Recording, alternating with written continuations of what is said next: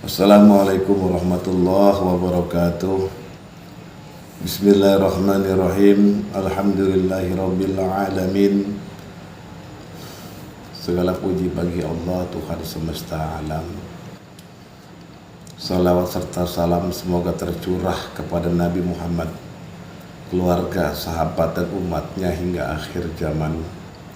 Sahabat-sahabatku yang dimuliakan oleh Allah, pada kesempatan ini izinkan saya menyampaikan sebuah kisah penuh hikmah, penuh tentang pencarian yang mendalam, sebuah cerita tentang seorang pemuda yang mencari Tuhan, sebagaimana yang tertuang dalam kisah di Kedai Caksan, pencarian yang sejati, diceritakan. Seorang pemuda berambut gondrong datang ke Kedai Caksan. Ia nampak bingung, tersesat dalam dirinya sendiri, mengatakan bahwa ia sedang mencari dirinya, bahkan Tuhannya. Dialog dengan para pelanggan kedai itu menyentuh satu inti pelajaran. Allah tidak pernah hilang, namun seringkali kita sebagai hambanya merasa jauh darinya. Mengapa?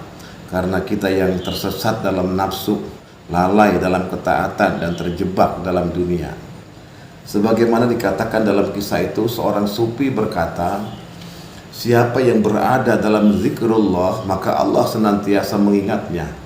Siapa yang berada dalam cinta kepada Allah, maka Allah ada dalam cintanya. Allah tidak pernah meninggalkan kita. Bahkan dalam Al-Quran Allah berfirman, dan kami lebih dekat kepadanya daripada urat lehernya. Surat Al-Qaf ayat 16. Kami telah menciptakan manusia dan mengetahui apa yang dibisikkan oleh hatinya, dan kami lebih dekat kepadanya daripada urat lehernya. Ayat ini menjelaskan kedekatan Allah kepada hambanya dan pengetahuannya yang sangat mendalam terhadap apa yang ada di dalam hati manusia.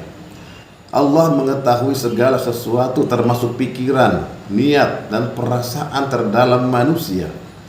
Ayat ini juga menjadi peringatan bahwa tidak ada sesuatu pun yang dapat disembunyikan dari Allah, karena Allah Maha melihat dan Maha mengetahui.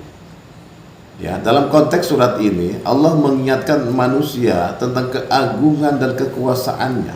Ayat ini sekaligus menjadi penghibur bagi mereka yang mencari Allah, bahwa Allah selalu dekat dan hadir di setiap saat, bahkan lebih dekat daripada diri mereka sendiri. Apa pesan moral untuk para pencari Tuhan? Yang pertama adalah kesadaran akan kedekatan Allah. Ayat ini menanamkan kesadaran bahwa Allah senantiasa dekat dan hadir dalam kehidupan manusia. Hal ini memberikan keyakinan bahwa pencarian Tuhan tidak memerlukan perantara yang jauh. Allah ada di dalam diri dan hati setiap orang. Yang kedua adalah kejujuran dalam niat dan perbuatan, karena Allah mengetahui apa yang ada di hati manusia. Ayat ini mengajarkan untuk selalu jujur dalam niat dan perbuatan. Tidak ada yang bisa disembunyikan dari Allah, sehingga seseorang harus hidup dengan integritas dan keikhlasan. Yang ketiga adalah menumbuhkan rasa tentram. Artinya apa? Kedekatan Allah memberikan rasa tentram kepada generasi yang sering merasa terasing atau kesepian dalam pencarian spiritualnya, menyadari bahwa Allah selalu dekat dan dapat memberikan ketenangan jiwa dan motivasi untuk terus berbuat kebaikan. Yang keempat adalah dorongan untuk senantiasa berdoa dan berzikir. Ayat ini mendorong manusia untuk senantiasa berkomunikasi dengan Allah melalui doa dan zikir, karena Allah selalu mendengar dan mengetahui isi hati. Yang kelima adalah refleksi diri. Artinya generasi pencari Tuhan diingatkan untuk terus merefleksikan niat, pikiran, dan perbuatan mereka. Dengan memahami bahwa Allah lebih dekat daripada urat leher, manusia diajak untuk lebih sadar terhadap tanggung jawab moral dan spiritual. Di zaman modern yang penuh distraksi, ayat ini memberikan pegangan bahwa spiritual tidak membutuhkan alat-alat kompleks atau atau perjalanan jauh. Kedekatan dengan Allah dapat dirasakan di mana saja dan kapan saja, selama manusia bersedia membuka hatinya kepada Allah. Ayat ini juga menjadi pengingat bahwa mencari Tuhan dimulai dari introspeksi diri, kejujuran dan kesungguhan dalam beriman kepada Allah Subhanahu wa taala. Cara mencari Allah adalah dalam cerita ini Kang Soleh menyebutkan jalan-jalan untuk mencari Allah yang sebenarnya adalah cara untuk mendekat kepada Allah.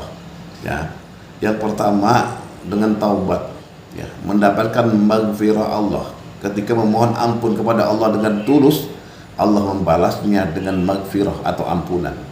Dalam sebuah hadis Rasulullah SAW bersabda, setiap anak Adam adalah pendosa dan sebaik-baik pendosa adalah yang bertaubat.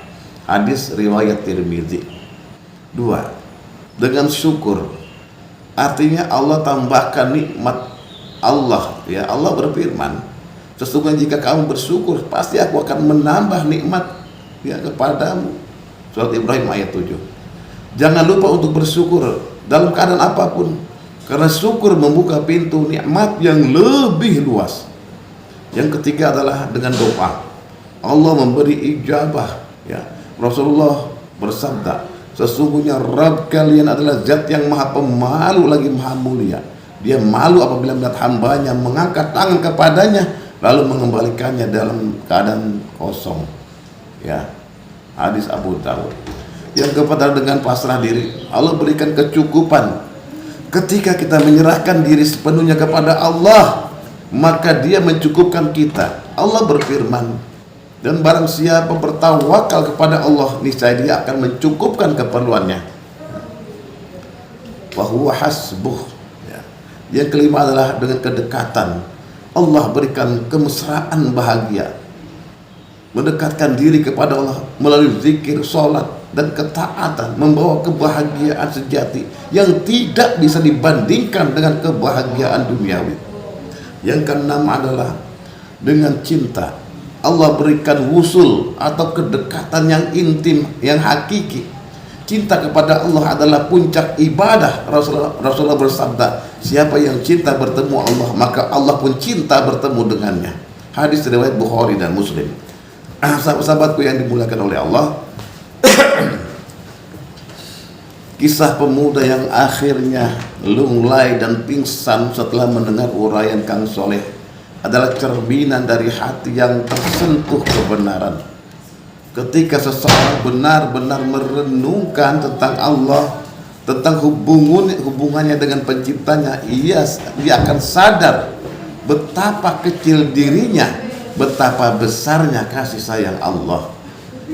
Pemuda itu menyadari bahwa Allah tidak pernah hilang. Justru kita yang sering menjauh dari Allah. Dia berkata, tidak apa-apa pingsan 1000 kali asal aku waras dari kegilaan ini. Apa kegilaan yang dimaksud? Kegilaan mengejar dunia tanpa menyadari tujuan hidup yang sesungguhnya, yaitu mendekat kepada Allah. Pemuda itu akhirnya memilih untuk keluar dari kedai dan bersama-sama menuju masjid untuk sholat duha. Menegaskan bahwa solusi dari kegelisahan hati adalah kembali kepada Allah. Pelajaran untuk kita yang pertama yaitu jangan menunggu untuk mendekat kepada Allah. Allah tidak pernah jauh dari kita, namun seringkali kita yang menunda-nunda untuk kembali kepada Allah. Jangan menunggu hingga hati kita lelah oleh dunia, karena setiap saat adalah kesempatan untuk taubat dan mendekat. Yang kedua adalah Allah adalah tempat semua harapan dalam setiap doa. Allah adalah tempat kita memohon. Ketika semua pintu tertutup, pintu Allah selalu terbuka. Rasulullah bersabda, barang siapa yang Allah kehendaki kebaikan baginya, Dia akan memberinya ujian. Hadis riwayat Bukhari. Yang ketiga adalah ibadah. Ibadah adalah jalan kedekatan dengan Allah. Salat, zikir, taubat, dan syukur adalah jalan menuju Allah. Jangan tinggalkan ibadah, karena di sanalah kita menemukan kedamaian dan kebahagiaan sejati. Yang keempat adalah cinta kepada Allah. Cinta kepada Allah membawa ketenangan. Cinta kepada Allah adalah puncak dari hubungan kita dengan Allah. Ketika hati kita dipenuhi cinta kepada Allah, dunia tidak lagi menjadi pusat perhatian kita, dan hati kita akan tenang. Hati kita akan ditenangkan oleh Allah. Sahabat-sahabatku yang dimuliakan oleh Allah Subhanahu wa Ta'ala, kisah pemuda ini mengajarkan kita untuk tidak lagi menunda perjalanan kita menuju Allah. Jangan biarkan nafsu duniawi menyesatkan kita. Kembali kepada Allah, karena Allah adalah sumber kebahagiaan sejati. Sebagaimana yang dikatakan di dalam Al-Quran, dan siapa yang berpegang teguh pada Allah, maka sungguh ia telah diberi petunjuk kepada jalan yang lurus. Surat Ali Imran ayat 101. Semoga Allah Subhanahu wa Ta'ala selalu senantiasa membimbing kita, membuka hati kita untuk mencintai Allah dan meraih ridhonya. Amin ya rabbal alamin. Wabillahi taufiq wal hidayah. Wassalamualaikum warahmatullahi wabarakatuh.